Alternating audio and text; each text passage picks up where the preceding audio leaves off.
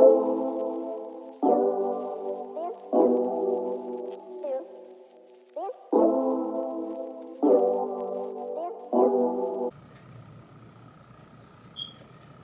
back to my channel, and if you're new, I'm Stephanie. Today I am bringing you my May wrap up.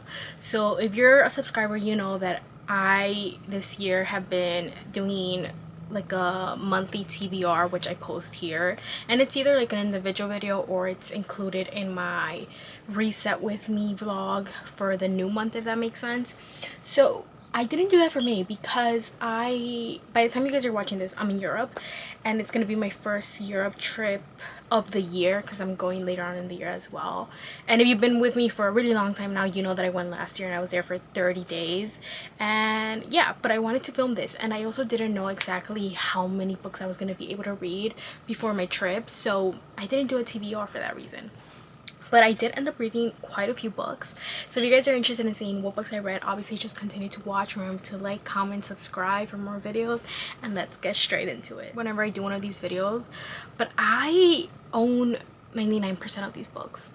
It's probably like the 1% chance where I don't own these books, but I'm just gonna put them in the here just because I don't want to go and grab them. Specifically how I have my books organized right now, I wouldn't even know where they're at. Okay, so we're gonna start with Owned by a Sinner. I think this book was not included in my April wrap up because it was like right in the cusp of me reading it. So this is book 2 in the Sinner series by Michelle Hurd. I will say I finished officially this whole series, this one, because there's like the first series and then there's this follow-up like of the kids, and then the next series following up is part of the kids as well. So I'm done with this series, the Sinner series.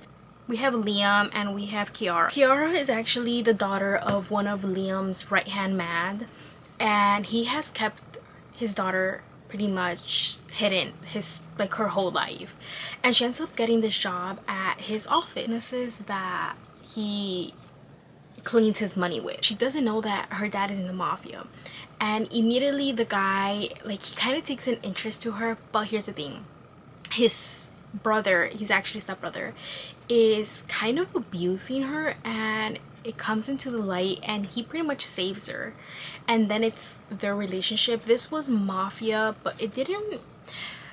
I have my full thoughts of the series and I'll tell you after I talk about the last book in here, but so far I gave this book 4.5. It was a very decent read. I really enjoyed it. Kiara kind of took me by surprise because I wasn't expecting to like Kiara. She was such a people pleaser, and I don't like that. I don't like weak female characters, but by the end of it she did a lot better, so that's why I ended up liking her. But at first I was just like, oh, I don't know if I'm gonna like her. Stolen by a Sinner, and this one I gave 4.5 stars as well. This is a Cinderella retelling, and I honestly think this is probably the best Cinderella retelling. I think I've only read maybe a couple, not too many, but this one, even if it wouldn't have mentioned it was a Cinderella retelling, I would have immediately, I could tell it was that. So this is between Gabriel and Laura. So Laura works for the Polish mafia. She's a maid at the house, and she just gets treated really bad. And one day she goes out to get food for, you know, the mafia guy she works for, and immediately Gabriel does not like her. He's just like, he just sees her like, why are you in my way, right? And then later on he attacks the Polish mafia and he finds her there and he takes her because he thinks she has information, and he really hates her. It's funny because from the very beginning he was just like, she's very basic, like she's not pretty, like she's not, like all these little things about her, like he was just annoyed by her.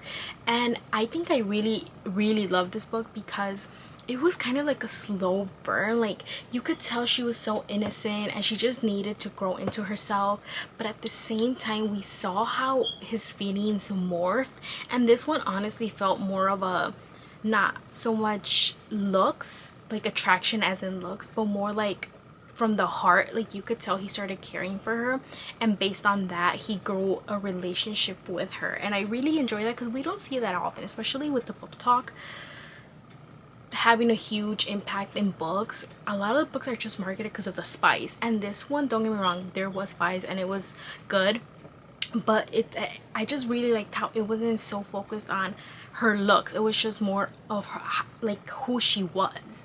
And I gave it 4.5 because I liked it. It is Chosen by Sinners. This is book 4 in the series. I gave this 3 stars, and you guys, I feel like this had the potential to be so good, but it just didn't do what it had to do. And what I mean by that is that, so this is kind of like a, it should be like childhood friends to lovers in a way, but here's the thing, both people, they grew up, you know, their parents are best friends, whatnot, but they act like they hate each other. Like, they don't hate each other at all. They actually like each other. Each of them love each other, actually, but the way they act, they just act like, why are you looking at me? Like, I don't want to talk to you. It's not even hate, it's just like, and in my head I was just like, okay, this is not, there's no tension, there's no nothing. It's just like, oh, I like him, but I'm gonna ignore him. And the same thing in his side. Like, she literally thought that he hated her. And immediately they go to Vegas. He sees an opportunity and they get married. He's full-blown in love with her, you know, but they get married, and immediately she's just like, I'm not gonna stay married to you. Like, oh, like, I can't do it.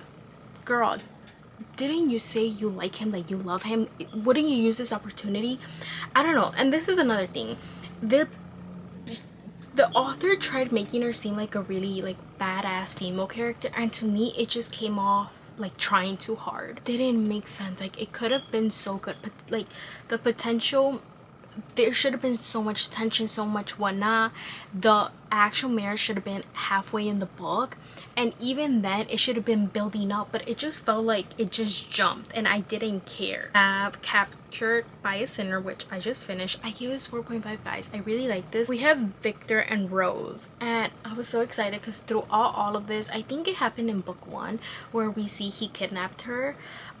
Pretty much Victor helps off her family, like her whole entire family, and then he takes her because he's just like, it's either kill her or what are we gonna do, you know? So he takes her. The thing is, they started really good because I could see the tension between them. I could see how she liked him, but in her mind she kept fighting it because she was just like, well, this guy helped kill my dad and my grandpa and, you know, my uncle. Like, I cannot like him. The issue that I had with this is that he said, I'm gonna release you when you're 21. He captures her when she's 18. Why did we skip the whole 3 years? That's the thing I was excited for. I was excited for seeing little moments. I feel like it took the excitement of what I was excited for, because throughout all the books we kept getting teasers of them, and then you get there to the main plot of it and it just jumps over, and I was like, why? But overall, I will say, I read the series before this, and which I think is called the Saint Monarch series. I only really loved book 1 in that series, and then I went into this one, and I think this series is way better. Obviously it's nice knowing who all the other people are, but I'm gonna say this, I wish I would have read them like back to back. So first series, immediately this series, and then I would have gone on. But that's a lot of books because I think each series has like 5 books. So I always like spacing out my books because I don't want it to feel overwhelming and like it's the same thing. The only issue I had is that I couldn't remember a lot of the characters, like the parents in here that I read in book series 1. I didn't remember. It does have like a couple mafia scenes, but I feel like it's not like a connecting story as much as I wish. I feel like each book introduces a different type of mafia storyline. So it's like, even though we have all the other guys from this book 1 or book 3 in the like helping out with that problem, I feel like my mind doesn't connect because I'm just like, oh well, each book they come in and help the guys when they're in trouble, but it's not like a actual mafia timeline going through, if that makes sense. It's just they're there, but it's not the same problem they're battling. I read The Unwanted Marriage by Katharina Mora. I love this book. I gave it 4.5. It was so close to being a 5-star, except that the last part didn't need to be included, in my opinion. If you read it, you kind of know arranged marriage, and he has never been interested in her because he felt very guilty for something that happened in the past, and it's also age gap, so he was just like, no, I'm gonna ruin her life, whatnot. But it's an arranged marriage, they have to do it. So they have an arranged marriage. Immediately he finds out that there's like this other guy that she was trying to, you know, date. Jealousy, we have possessiveness, we have everything that you love. We have a lot of my wife moments. It was amazing. I loved it. But then at the very end, he lets her go, and I was just like, this was not needed. It was good. I gave 4.5. I don't think this is a highly anticipated book for me, just because it's MM, and I don't have anything against that. It's actually my first MM book, and I really liked it. I think the only thing was I was really excited. Before I knew what it was, I thought Nico was gonna end up, I think I had a prediction on my TikTok. I can't remember who I said. Really wished it was, because I think it would have been so, I don't know, I just like that. But for being my first MM book, I really enjoyed it. I ended up giving 4 stars. Was not interested in Brandon from the beginning of the series. He just seemed so bland and boring to me. Point is, I really love Nico. I think I used to have a very huge dislike for Brandon. Now I like him. He's like okay to me. Like I don't really care for him still, but he's no longer on my like I don't like you list. I love seeing Kyle and his relationship with his son was the best thing. I obviously love Kyle and Rai. They're like one of my favorite couples in books of Rena Kent's universe. I feel like the book was too long. It could have easily been like 350 pages. I feel like not a lot was happening. It was the same stuff over and over. Like I know Brandon wasn't out and it takes a while to get out, but to me it just felt like the same things, because I think it's like a 500-page book. But overall, I liked it. First MM book, good. Close to Me. This is by Monica Murphy. It's the Callahan series, book 1. This is a football romance series. It's high school, so I bought this a long time ago, and I just need to, like, I'm almost done with all the books I have like 120 books left in my physical TBR, so I'm finally getting to the books that I've been putting off, and I gave this 3.7. It was close to a 4. So he's the quarterback, and he has like a troubled life, and her dad ends up being the coach for the high school team, and he's a retired NFL player. He has a troubled life. She's kind of like the cheerleader, like your typical thing. The thing is, I feel like the synopsis is so wrong in this. Literally the synopsis says something like, oh, we're that couple that, you know, in high school that breaks up, makes up, that's always together, like we're always being talked about. They didn't date. I promise you, they had an interaction when she was a freshman and she moved into the town. It was like a couple sentences, and then we move on to sophomore year, and in sophomore year they have a class, and I think he doesn't even end up finishing the class. Like he gets out of it because of them. And then we are on to junior year. Once again, he's dating other people, she's dating this guy that she doesn't really like, and then it's senior year. And in senior year, it's not until the very end that they get together. So in which way you're the couple that you're breaking up and making up? What? I will say, I think it was a decent book, which is why I gave it 3.7. Like I did enjoy it, so it wasn't anything bad, but it could have been better. I think the reason I gave it 3.7 is because it honestly felt 100% like high school. That's what it felt like. Like I was reading it and I was just like, yeah, this is what would happen in high school. Because now this is Monsters and Beauties. These are monster romances. I don't usually read these books, not because for any reason, I just don't think I've ever been interested. But the other day I decided to read them, and oh my gosh, they were phenomenal. They are very smutty, but so different, and it's a quick read, so I enjoyed it. And I gave both, I think, 4.5 stars, or in general like 4 stars, but really good. I definitely recommend to read this. 2-3 books. This is by Jenica Snow, but she goes under J Snow, because these are taboo books, and I just don't mean forbidden taboo, which is my favorite, but I mean like actual taboo books. I'm not gonna really talk about them because in my opinion they're not worth it. I ended up giving both 2 stars. Usually when I read taboo, it's because I want something, either I've been reading something for too long and I just need something like a palate cleanser, if that makes sense. And a lot of times when I do read taboo, It's very rare, but it's just because I'm interested in knowing how the author is going to handle that type of taboo. Like, how do you make that work in a book, right?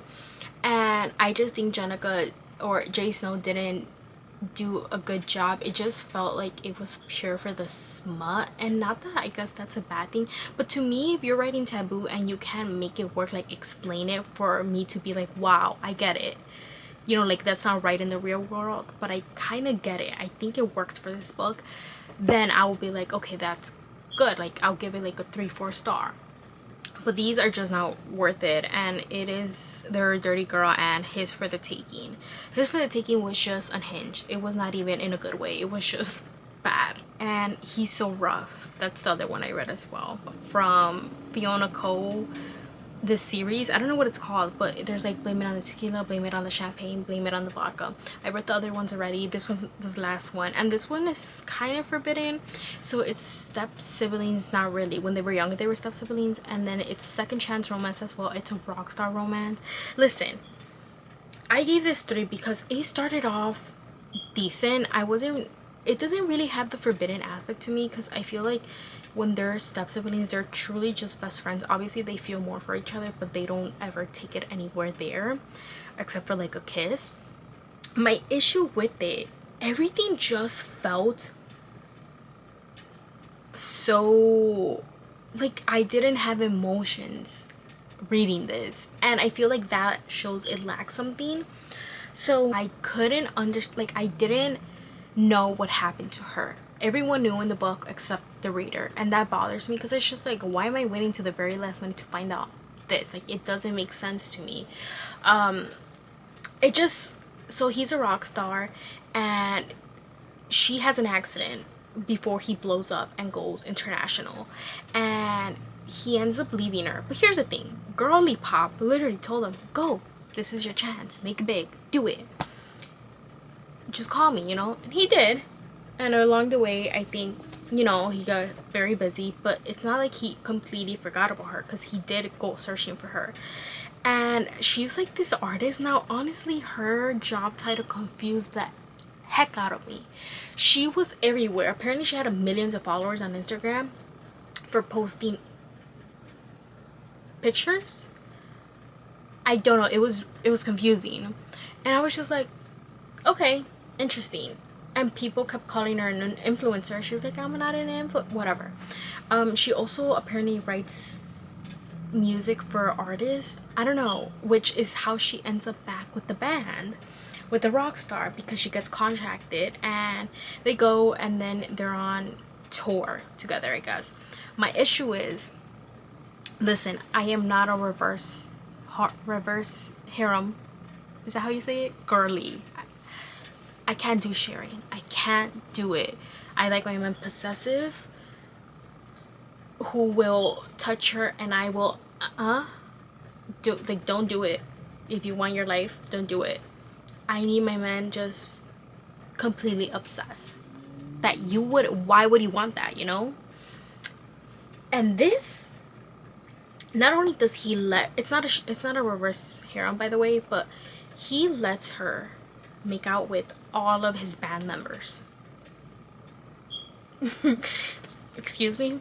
Not only that, but then there's kind of like a sharing scene where he lets one of his friends go down on her, and you know, things happen. What? I think I ended up not DNFing it, because at that point I only had like 100 pages, but I just skipped to finding out what happened to her, like the accident that everyone knows, and then after that I was done with the book. So I gave it 3 stars, because I was just like, what happened? Like, this book is not it. If you guys like this video, let me know if you read any of these books and what your thoughts are. Remember to like, comment down below, and subscribe, and until next time, bye guys. And don't forget, I have a couple vlogs coming of my Europe trip, so enjoy.